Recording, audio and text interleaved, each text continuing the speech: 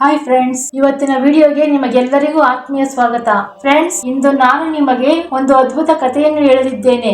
ಈ ಕಥೆಯನ್ನು ಕೇಳಿದ ನಂತರ ನಿಮ್ಮ ಜೀವನದಲ್ಲಿ ಸಂಪತ್ತು ಮತ್ತು ಸಂತೋಷದ ಮಳೆ ಸುರಿಯುತ್ತದೆ. ಈ ಕಥೆ ನಿಮ್ಮ ಹೃದಯವನ್ನು ಸ್ಪರ್ಶಿಸಲಿದೆ. ಇದು ನಿಮ್ಮ ಮನಸ್ಸನ್ನು ಆಕರ್ಷಿಸುತ್ತದೆ. ಇಂದು ಶಿವ ಮತ್ತು ಪಾರ್ವತಿಯ ಕಥೆಯನ್ನು ಪ್ರಾರಂಭಿಸೋಣ. ಅದಕ್ಕಿಂತ ಮೊದಲು ಫ್ರೆಂಡ್ಸ್, ಈ ವಿಡಿಯೋ ತುಂಬಾ ಇಂಟ್ರೆಸ್ಟಿಂಗ್ ಆಗಿದೆ. ಎಲ್ಲಿಯೂ ಸ್ಕಿಪ್ ಮಾಡದೆ ಪೂರ್ತಿಯಾಗಿ ನೋಡಿ. ಹಾಗೆಯೇ ಇದೇ ಮೊದಲ ಬಾರಿಗೆ ನಮ್ಮ ಚಾನೆಲ್ಗೆ ಭೇಟಿ ನೀಡಿದ್ದರೆ ಈ ವಿಡಿಯೋಗೊಂದು ಲೈಕ್ ನೀಡಿ ನಮ್ಮ ಚಾನೆಲ್ ಅನ್ನು ಸಬ್ಸ್ಕ್ರೈಬ್ ಮಾಡಿಕೊಳ್ಳಿ. ಒಮ್ಮೆ ಶಿವನು ಕೈಲಾಸದಲ್ಲಿ ಪಾರ್ವತಿ ದೇವಿಯೊಂದಿಗೆ ಕುಳಿತಿದ್ದಾಗ ದೇವಿ ಈ 3 ವಿಷಯಗಳನ್ನು ಯಾರು ಯಾರಿಗೂ ಹೇಳಬಾರದು ಎಂದು ಹೇಳಿದರು. ಈ 3 ರಹಸ್ಯಗಳನ್ನು ಮರೆಮಾಡುವ ವ್ಯಕ್ತಿಯು ಎಂದಿಗೂ ಬಡವನಾಗುವುದಿಲ್ಲ ಮತ್ತು ಅವರ ಜೀವನವು ಸಂತೋಷವಾಗಿರುತ್ತದೆ ಎಂದರು. ಆಗ ಪಾರ್ವತಿ ದೇವಿಯು ಕುತೂಹಲದಿಂದ ಕೇಳಿದಳು, ಅವು ಯಾವುವು? ಶಿವನು ನಗುತ್ತಾ ಹೇಳಿದರು, ದೇವಿ, ಇಂದು ನಾನು ಸನ್ಯಾಸಿಯ ರೂಪದಲ್ಲಿ ಭೂಮಿಗೆ ಹೋಗಿ ಈ 3 ರಹಸ್ಯಗಳನ್ನು ಕಥೆಯ ರೂಪದಲ್ಲಿ ಹೇಳಲಿದ್ದೇನೆ. ಓ ಭಕ್ತರೇ, ಈ ಕಥೆಯನ್ನು ನಿಮ್ಮ ಹೃದಯದಿಂದ ಆಲಿಸಿ.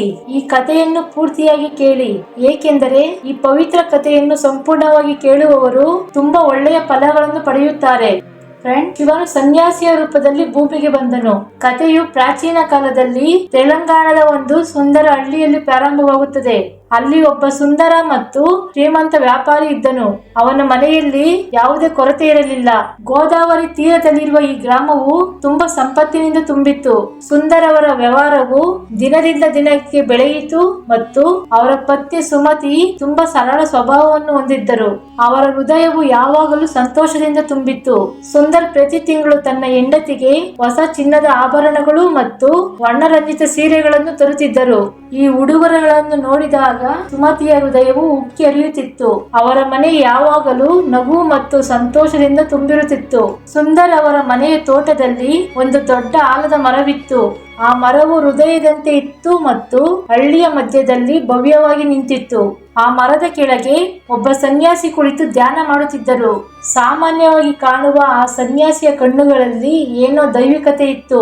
ಸುಂದರ ಮತ್ತು ಸುಮತಿ ಸನ್ಯಾಸಿಯನ್ನು ತುಂಬಾ ಗೌರವಿಸುತ್ತಿದ್ದರು ಮತ್ತು ಅವರ ಸೇವೆಯಲ್ಲಿ ಯಾವುದೇ ಕೊರತೆಯಾಗದಂತೆ ನೋಡಿಕೊಂಡರು. ಸನ್ಯಾಸಿ ಹಲವು ವರ್ಷಗಳ ಕಾಲ ಆ ಮರದ ಕೆಳಗೆ ವಾಸಿಸುತ್ತಿದ್ದರು. ಸುಂದರ್ ಪ್ರತಿದಿನ ಅವರಿಗೆ ಮನೆಯಲ್ಲಿ ತಯಾರಿಸಿದ ರುಚಿಕರವಾದ ಊಟವನ್ನು ಕಳಿಸುತ್ತಿದ್ದರು. ಸನ್ಯಾಸಿಯು ಅವರ ಮೇಲೆ ಅಪಾರ ಪ್ರೀತಿಯನ್ನು ತೋರಿಸುತ್ತಿದ್ದರು. ವಾಸ್ತವವಾಗಿ ಆ ಸನ್ಯಾಸಿಯು ಶಿವನಾಗಿದ್ದರು. ಅವರಿಗೆ ಯಾವುದೇ ಕೊರತೆ ಇರಲಿಲ್ಲ.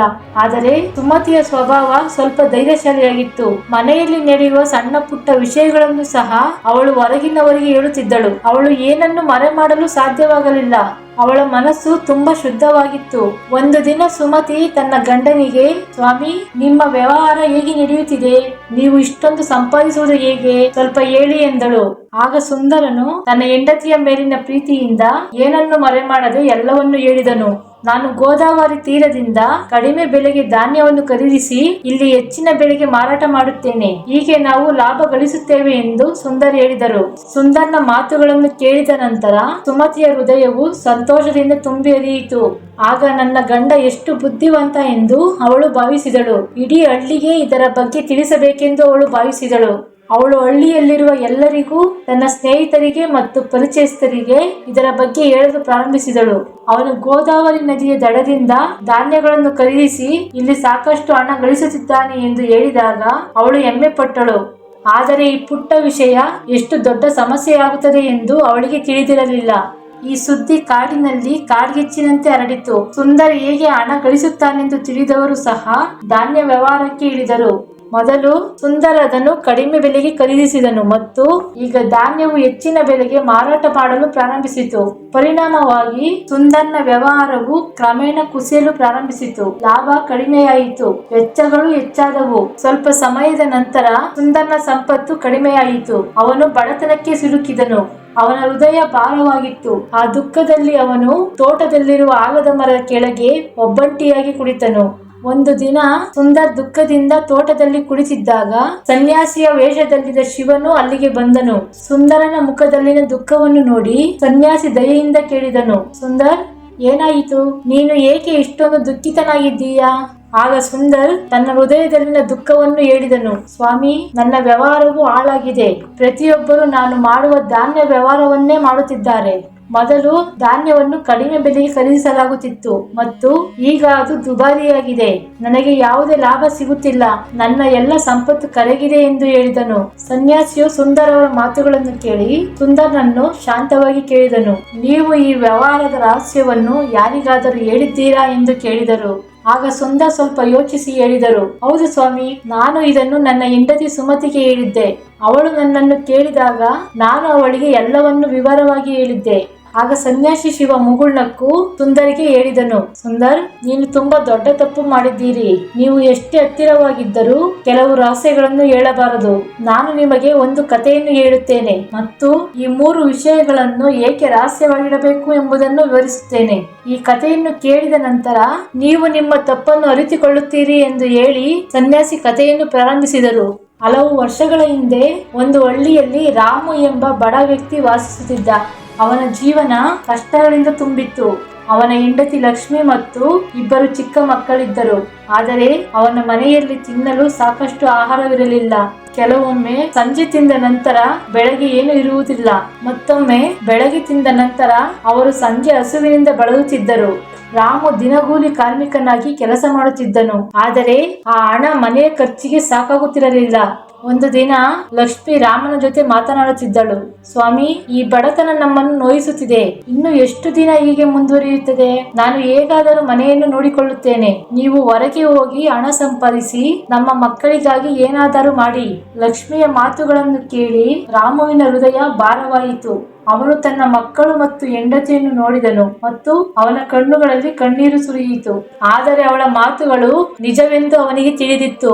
ಆದ್ದರಿಂದ ಒಂದು ದಿನ ರಾಮು ಧೈರ್ಯ ಮಾಡಿ ಹಣ ಸಂಪಾದಿಸಲು ಹಳ್ಳಿಯನ್ನು ತೊರೆದನು. ರಾಮು ಕಾಡುಗಳು ಮತ್ತು ಬೆಟ್ಟಗಳ ಮೂಲಕ ನಡೆದನು. ಅವನು ಬಹಳ ದೂರ ಪ್ರಯಾಣಿಸಿದ ನಂತರ ಸುಸ್ತಾಗಿದ್ದನು. ಕಾಡಿನಲ್ಲಿ ಒಂದು ದೊಡ್ಡ ಬೇವಿನ ಮರವನ್ನು ನೋಡಿದನು. ಮರದ ನೆರಳು ರಾಮುವಿಗೆ ತಂಪಾಗಿ ಮತ್ತು ಆಹ್ಲಾದಕರವಾಗಿತ್ತು. ಅವನು ಅಲ್ಲಿ ಸ್ವಲ್ಪ ಸಮಯ ವಿಶ್ರಾಂತಿ ಪಡೆಯಲು ಬಯಸಿದನು. ಅವನು ಮರದ ಕೆಳಗೆ ಮಲಗಿ ಆಕಾಶದಲ್ಲಿ ಮೋಡಗಳನ್ನು ನೋಡುತ್ತಿದ್ದನು. ನಂತರ ಅವನು ಒಂದು ವಿಚಿತ್ರ ದೃಶ್ಯವನ್ನು ನೋಡಿದನು. ಒಂದು ದೊಡ್ಡ ಹಾವು ಮರದ ಮೇಲೆ ಹತ್ತುತ್ತಿತ್ತು. ರಾಮು ಹಾವನ್ನು ನೋಡಿ ಆಶ್ಚರ್ಯಚಕಿತನಾದನು. ಆ ಮರದಲ್ಲಿ ಗಿಳಿಗಳು ಇದ್ದವು. ಅವುಗಳಲ್ಲಿ ಸಣ್ಣ ಗಿಳಿಗಳು ಇದ್ದವು. ಅವು ದೇವಸ್ಥಾನದ ಕಡೆಗೆ ಹೋಗುತ್ತಿರುವಾಗ ಸಣ್ಣ ಗಿಳಿಗಳು ಭಯದಿಂದ ಕಿರುಚಲು ಪ್ರಾರಂಭಿಸಿದವು. ಆಗ ರಾಮು ತನ್ನ ಹೃದಯವನ್ನು ಏನೋ ಸ್ಪರ್ಶಿಸುತ್ತಿದೆ ಎಂದು ಭಾವಿಸಿದನು. ಆ ಹಾವು ಚಿಕ್ಕ ಗಿಳಿಗಳನ್ನು ತಿನ್ನಲಿದೆ. ನಾನು ನೋಡುತ್ತಾ ಮೌನವಾಗಿದ್ದರೆ ನನಗೆ ಶಿಕ್ಷೆ ಆಗುತ್ತದೆ ಎಂದು ಭಾವಿಸಿದನು. ಅವನು ತಕ್ಷಣ ಎದ್ದು ಮರವನ್ನು ಹತ್ತಿ ಕೋಲಿನಿಂದ ಹಾವನ್ನು ಕೊಂದನು. ಹಾವು ಕೆಳಗೆ ಬಿದ್ದಿತು. ರಾಮು ಮತ್ತೆ ಕೆಳಗೆ ಬಂದನು. ಗಿಳಿಗಳು ಅವನನ್ನು ನೋಡಿ ತುಂಬಾ ಸಂತೋಷ ಪಟ್ಟವು. ಸ್ವಲ್ಪ ಸಮಯದ ನಂತರ ಗಿಳಿಗಳ ಪೋಷಕರು ಗೂಡಿಗೆ ಬಂದರು. ಅವರು ಮಕ್ಕಳನ್ನು ನೋಡಿ ಸಂತೋಷ ಪಟ್ಟರು. ಏನಾಯಿತು ಎಂದು ಕೇಳಿದಾಗ ಸಣ್ಣ ಗಿಳಿಗಳು ಹೇಳಿದವು, ಈ ಮನುಷ್ಯನು ನಮ್ಮನ್ನು ಉಳಿಸಿದನು. ಒಂದು ದೊಡ್ಡ ಹಾವು ನಮ್ಮನ್ನು ತಿನ್ನಲು ಬಂದಿತ್ತು, ಆದರೆ ಅವನು ಹಾವನ್ನು ಕೊಂದು ನಮ್ಮನ್ನು ಉಳಿಸಿದನು. ಆಗ ಗಿಳಿಗಳು ರಾಮುವಿನ ಬಳಿಗೆ ಬಂದು, ಓ ಮನುಷ್ಯ, ನೀನು ನಮ್ಮ ಮಕ್ಕಳನ್ನು ಉಳಿಸಿದೆ. ನೀನು ಯಾರು ಮತ್ತು ನೀನು ಎಲ್ಲಿಗೆ ಹೋಗುತ್ತಿದ್ದೀಯಾ ಎಂದು ಕೇಳಿದವು.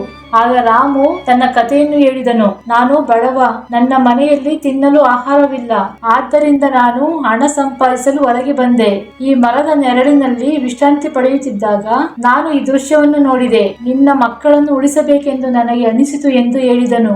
ಆಗ ರಾಮುವಿನ ಮಾತುಗಳನ್ನು ಕೇಳಿ ಗಿಳಿಗಳು ತುಂಬಾ ಸಂತೋಷ ಪಟ್ಟವು. ಅವು, ನೀನು ನಮ್ಮ ಮಕ್ಕಳನ್ನು ಉಳಿಸಿದ್ದೀಯಾ, ನಾವು ನಿಮಗೆ ಸಹಾಯ ಮಾಡುತ್ತೇವೆ. ನಾವು ಪ್ರತಿದಿನ ಅಮೂಲ್ಯವಾದ ಮುತ್ತುಗಳನ್ನು ತಿನ್ನುತ್ತೇವೆ. ಈ ಮುತ್ತುಗಳು ಮನುಷ್ಯನಿಗೆ ಬಹಳ ಅಮೂಲ್ಯವಾಗಿವೆ. ನೀವು ಈ ಮುತ್ತುಗಳನ್ನು ತೆಗೆದುಕೊಂಡು ಮಾರುಕಟ್ಟೆಯಲ್ಲಿ ಮಾರಾಟ ಮಾಡಬಹುದು. ನೀವು ಇಲ್ಲಿಯೇ ಇದ್ದು ನಮ್ಮ ಮಕ್ಕಳನ್ನು ರಕ್ಷಿಸಿರಿ. ನಾವು ಪ್ರತಿದಿನ ನಿಮಗೆ ಮುತ್ತುಗಳನ್ನು ನೀಡುತ್ತೇವೆ. ಈ ಮಾತುಗಳನ್ನು ಕೇಳಿದ ನಂತರ ರಾಮುವಿನ ಹೃದಯವು ಸಂತೋಷದಿಂದ ತುಳುಕಿತು. ನಾನು ಇಲ್ಲೇ ಇದ್ದರೆ ನನಗೆ ಹಣ ಸಿಗುತ್ತದೆ. ನಾನು ಏಕೆ ಹೊರಗೆ ಹೋಗಬೇಕು ಎಂದು ಅವನು ಯೋಚಿಸಿದನು. ಅವನು ಕೆಲವು ಮುತ್ತುಗಳನ್ನು ತೆಗೆದುಕೊಂಡು ಮಾರುಕಟ್ಟೆಯಲ್ಲಿ ಮಾರಿ ಮನೆಗೆ ಬೇಕಾದ ವಸ್ತುಗಳನ್ನು ಖರೀದಿಸಿದನು. ಆ ಬೇವಿನ ಮರದ ಕೆಳಗೆ ಅವನು ಒಂದು ಸಣ್ಣ ಗುಡಿಸಲನ್ನು ಕಟ್ಟಿಕೊಂಡು ಅಲ್ಲಿಯೇ ಇದ್ದನು. ಅವನು ಹಗಲಿನಲ್ಲಿ ಗಿಳಿಗಳನ್ನು ನೋಡಿಕೊಳ್ಳುತ್ತಿದ್ದನು. ಗಿಳಿಗಳು ಬೆಳಗ್ಗೆ ಹೊರಗೆ ಹೋಗಿ ಆಹಾರ ನೀಡಿ ಸಂಜೆ ಹಿಂತಿರುಗುತ್ತಿದ್ದವು.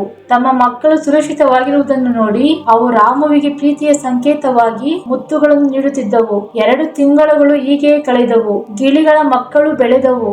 ರಾಮು ತನ್ನ ಹೆಂಡತಿ ಮಕ್ಕಳನ್ನು ನೆನಪಿಸಿಕೊಂಡನು. ಒಂದು ದಿನ ಅವನು ಗಿಳಿಗಳಿಗೆ, ನಾನು ನನ್ನ ಮನೆಗೆ ಹೋಗಬೇಕು. ನನ್ನ ಹೆಂಡತಿ ಮತ್ತು ಮಕ್ಕಳು ಹೇಗಿದ್ದಾರೋ ನನಗೆ ತಿಳಿದಿಲ್ಲ ಎಂದು ಹೇಳಿದನು.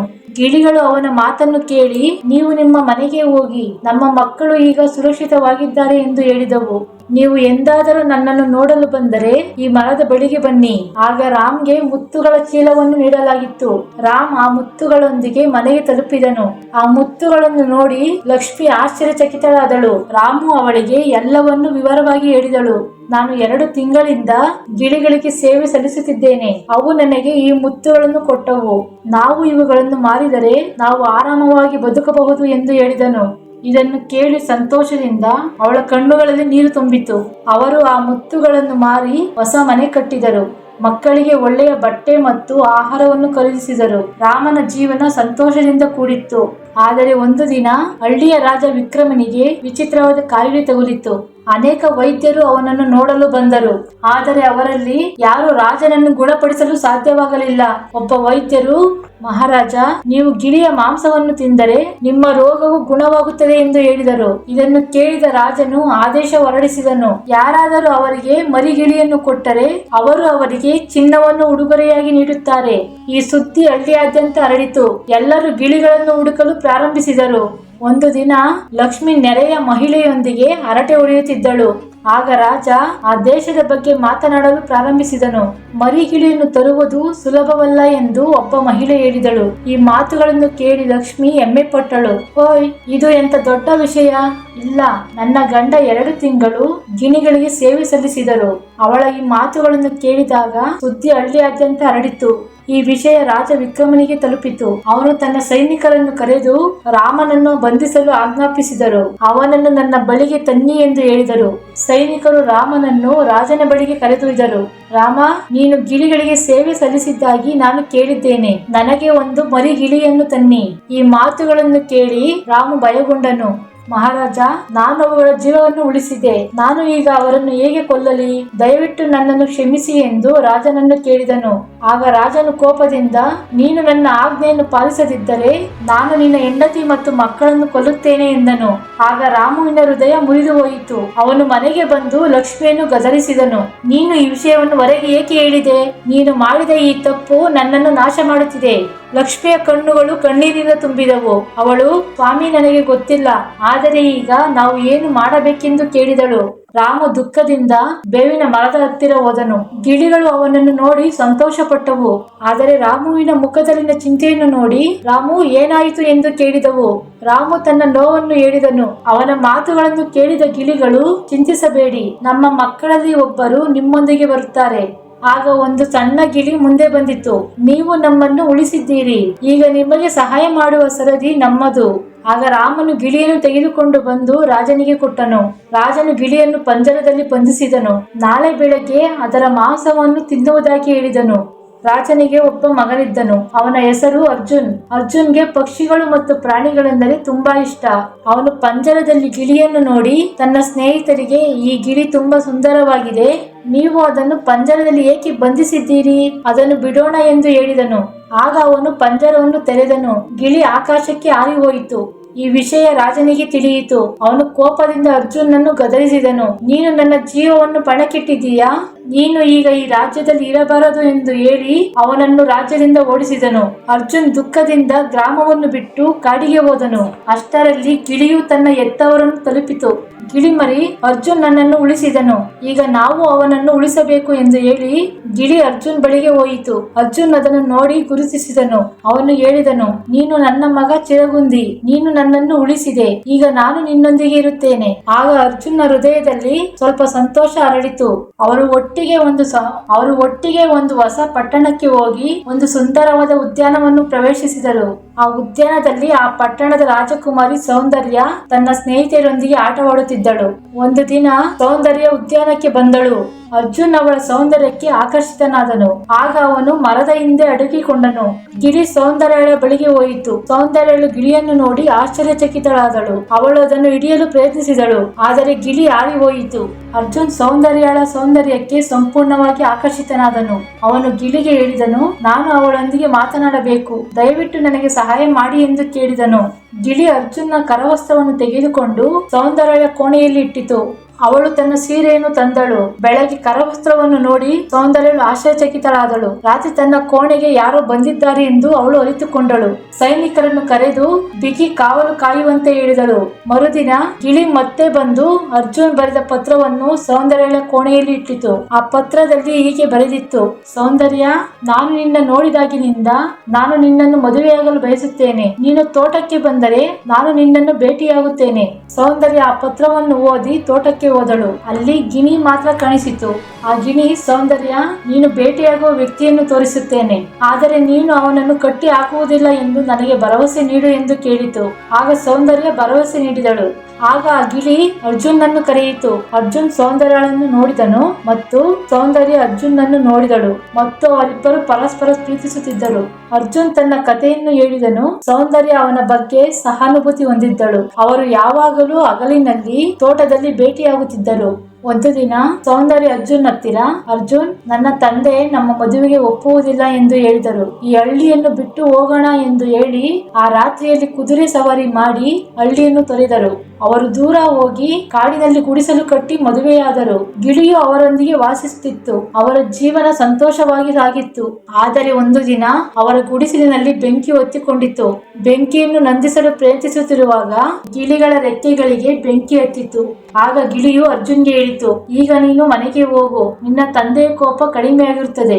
ನನ್ನ ರೆಕ್ಕೆ ಗುಣವಾದಾಗ ನಾನು ನಿನ್ನನ್ನು ಭೇಟಿಯಾಗುತ್ತೇನೆ ಎಂದಿತು. ಆಗ ಅರ್ಜುನ್ ಸೌಂದರ್ಯಳನ್ನು ಕರೆದುಕೊಂಡು ಹಳ್ಳಿಗೆ ಹೊರಟನು. ಅವರು ನದಿಯನ್ನು ತಲುಪಿದರು. ಅಲ್ಲಿ ದೋಣಿಗಾರನೊಬ್ಬ ದೋಣಿ ನಡೆಸುತ್ತಿದ್ದನು. ಅವರು ದೋಣಿ ಹತ್ತಿದರು. ಮಧ್ಯರಾತ್ರಿ ದೋಣಿ ನದಿಯ ಮಧ್ಯದಲ್ಲಿದ್ದಾಗ ಒಂದು ಇಲ ದೋಣಿಯ ಮೇಲೆ ಹತ್ತಿತು. ದೋಣಿಗಾರ ಅದನ್ನು ನೀರಿಗೆ ಎಸೆಯಲು ಹೊರಟಿದ್ದ. ಅರ್ಜುನ್ ಹೇಳಿದನು, ಈ ಬಡ ಇಲಿಗೆ ನೀನು ಏಕೆ ತೊಂದರೆ ಕೊಡುತ್ತಿದ್ದೀಯಾ? ಇದನ್ನು ಕೇಳಿ ಅವನು ಇಲಿ ಹಲಗೆಯನ್ನು ಬಿಟ್ಟನು. ಆದರೆ ಅದು ದೋಣಿಯನ್ನು ಕಚ್ಚಿ ರಂಧ್ರ ಮಾಡಿತು. ನೀರು ಒಳಗೆ ಬರಲು ಪ್ರಾರಂಭಿಸಿತು. ದೋಣಿ ಮುಳುಗಿತು. ಅರ್ಜುನ್ ಮತ್ತು ಸೌಂದರ್ಯ ನೀರಿನಲ್ಲಿ ಕೊಚ್ಚಿ ಹೋದರು. ಆಗ ಅರ್ಜುನ್ ಒಂದು ದಡವನ್ನು ತಲುಪಿದನು. ಸೌಂದರ್ಯ ಇನ್ನೊಂದು ದಡವನ್ನು ತಲುಪಿದಳು. ಒಬ್ಬ ತೋಟಗಾರ ಸೌಂದರ್ಯಳನ್ನು ನೋಡಿ ಅವಳನ್ನು ರಾಜನ ಬಳಿ ಕರೆದೊಯ್ದನು. ರಾಜನು ಸೌಂದರ್ಯಳ ಸೌಂದರ್ಯಕ್ಕೆ ಆಕರ್ಷಿತನಾದನು. ಅವಳನ್ನು ತನ್ನ ರಾಣಿಯಾಗಿ ಮಾಡಿಕೊಳ್ಳಲು ಬಯಸಿದನು. ಸೌಂದರ್ಯ ತನ್ನ ಬುದ್ಧಿವಂತಿಕೆಯಿಂದ ಅವನನ್ನು ಕೆಲವು ದಿನ ಕಾಯುವಂತೆ ಹೇಳಿದಳು ಮತ್ತು ಅವಳು ರಾಜನ ಅತಿಥಿಯಾಗಿ ಅರಮನೆಯಲ್ಲೇ ಉಳಿದಳು. ಅಷ್ಟರಲ್ಲಿ ಸೌಂದರ್ಯ ಹಳ್ಳಿಯಲ್ಲಿದ್ದಾಳೆ ಎಂದು ರಾಜನಿಗೆ ತಿಳಿಯಿತು. ಅವನು ಅವಳ ಬಳಿಗೆ ಹೋದನು. ಸೌಂದರ್ಯ ಅವನನ್ನು ನೋಡಿ ಕಣ್ಣೀರು ಸುರಿಸಿದಳು. ಸ್ವಾಮಿ, ನೀವು ಇಲ್ಲೇ ಇರಿ, ನಾನು ರಾಜನ ಸೇವೆ ಮಾಡುತ್ತಿದ್ದೇನೆ. ಸರಿಯಾದ ಸಮಯ ಬಂದಾಗ ನಾವು ಇಲ್ಲಿಂದ ಹೊರಡುತ್ತೇವೆ ಎಂದು ಹೇಳಿದಳು. ಅರ್ಜುನನ್ನು ರಾಜನ ಸೇವಕನಾಗಿ ಸೇರಿಕೊಂಡನು. ಒಂದು ದಿನ ಗಿಳಿ ತನ್ನ ರೆಕ್ಕೆಯನ್ನು ಚೇತರಿಸಿಕೊಂಡು ಸೌಂದರ್ಯಳ ಬಳಿಗೆ ಬಂದಿತು. ಸೌಂದರ್ಯ ಅರ್ಜುನನಿಗೆ ಮತ್ತು ಗಿಳಿಗೆ ತನ್ನ ಕಥೆಯನ್ನು ಹೇಳಿದಳು. ಇಂದು ರಾತ್ರಿ ರಾಜನ ಸೈನಿಕರು ನಿದ್ರಿಸುತ್ತಾರೆ. ನಂತರ ನೀನು ಈ ರಾಜ್ಯವನ್ನು ಬಿಟ್ಟು ಹೋಗಬೇಕು ಎಂದು ಹೇಳಿತು. ರಾತ್ರಿಯಲ್ಲಿ ಸೈನಿಕರು ನಿದ್ರಿಸಿದಾಗ ಅರ್ಜುನ್ ಮತ್ತು ಸೌಂದರ್ಯ ಆ ರಾಜ್ಯವನ್ನು ತೊರೆದು ಅರ್ಜುನ್ನ ತಂದೆಯ ರಾಜ್ಯವನ್ನು ಸೇರಿದನು. ಅರ್ಜುನನು ತನ್ನ ಹೆಂಡತಿಯೊಂದಿಗೆ ತನ್ನ ತಂದೆಯ ಬಳಿಗೆ ಹೋದನು. ರಾಜ ವಿಕ್ರಮನು ತನ್ನ ಮಗ ಮತ್ತು ಸೊಸೆಯನ್ನು ನೋಡಿದಾಗ ಸಂತೋಷದ ಕಣ್ಣೀರು ಸುರಿಸಿದನು. ಅವನಿಗೆ ತನ್ನ ತಪ್ಪಿನ ಅರಿವಾಯಿತು. ನೀನು ಆ ಗಿಣಿಯನ್ನು ಉಳಿಸಿದೆ, ಅದು ನಿಜವಾಗಿಯೂ ನಿನ್ನನ್ನು ಉಳಿಸಿದೆ. ಆ ದಿನದಿಂದ ರಾಜ್ಯದಲ್ಲಿ ಪಕ್ಷಿಗಳು ಮತ್ತು ಪ್ರಾಣಿಗಳನ್ನು ಉಳಿಸಲು ಅವನು ಆದೇಶ ಹೊರಡಿಸಿದನು. ಸನ್ಯಾಸಿ ಶಿವನು ಸುಂದರನಿಗೆ ಹೇಳಿದನು, ಸುಂದರ, ಈ ಕತೆ ನಿನಗೆ ಪಾಠ. ಕೆಲವು ರಹಸ್ಯಗಳನ್ನು ಯಾರಿಗೂ ಹೇಳಬಾರದು. ನೀನು ನಿನ್ನ ಹೆಂಡತಿಗೆ ವ್ಯವಹಾರ ರಹಸ್ಯವನ್ನು ಹೇಳಿದ್ದೀಯಾ, ಅದು ನಿನ್ನ ನಾಶಕ್ಕೆ ಕಾರಣವಾಯಿತು. ಇಂದಿನಿಂದ ಈ 3 ವಿಷಯಗಳನ್ನು ನೆನಪಿಡು. ಮೊದಲನೆಯದು, ಗಳಿಕೆಯ ರಹಸ್ಯವನ್ನು ಯಾರಿಗೂ ಹೇಳಬಾರದು. ಎರಡನೆಯದು, ಕೌಟುಂಬಿಕ ಜಗಳಗಳು ಮತ್ತು ಪ್ರೇಮ ವ್ಯವಹಾರಗಳನ್ನು ಹೊರಗಿನವರಿಗೆ ಹೇಳಬಾರದು. ಮೂರನೆಯದು, ನಿಮ್ಮ ದೌರ್ಬಲ್ಯಗಳನ್ನು ಯಾರ ಮುಂದೆಯೂ ಬಹಿರಂಗಪಡಿಸಬೇಡಿ. ನೀವು ಹೀಗೆ ಮಾಡಿದರೆ ನಿಮ್ಮ ಜೀವನ ಹೇಗೆ ಸಂತೋಷವಾಗಿರುತ್ತದೆ. ಸುಂದರನ ಕಥೆಯನ್ನು ಕೇಳಿದ ನಂತರ ಅವನಿಗೆ ತನ್ನ ತಪ್ಪಿನ ಅರಿವಾಯಿತು.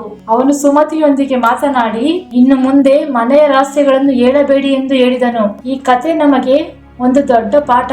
ಜೀವನದಲ್ಲಿ ನಾವು ಕೆಲವು ವಿಷಯಗಳನ್ನು ರಹಸ್ಯವಾಗಿಟ್ಟರೆ ನಮ್ಮ ಸಂಪತ್ತು, ಸಂತೋಷ ಮತ್ತು ಶಾಂತಿ ಉಳಿಯುತ್ತದೆ. ಈ ಕಥೆಯು ನಮಗೆ ಹೊಸ ಕಲ್ಪನೆ ಮತ್ತು ಜೀವನದ ಮೌಲ್ಯಗಳನ್ನು ತುಂಬುತ್ತದೆ. ಫ್ರೆಂಡ್ಸ್, ಈ ವಿಡಿಯೋ ನಿಮಗೆ ಇಷ್ಟವಾದರೆ ಲೈಕ್ ಮಾಡಿ, ಶೇರ್ ಮಾಡಿ ಮತ್ತು ನಮ್ಮ ಚಾನಲ್ ಅನ್ನು ಸಬ್ಸ್ಕ್ರೈಬ್ ಮಾಡಿಕೊಳ್ಳುವುದನ್ನು ಮರೆಯಬೇಡಿ. ಧನ್ಯವಾದಗಳು.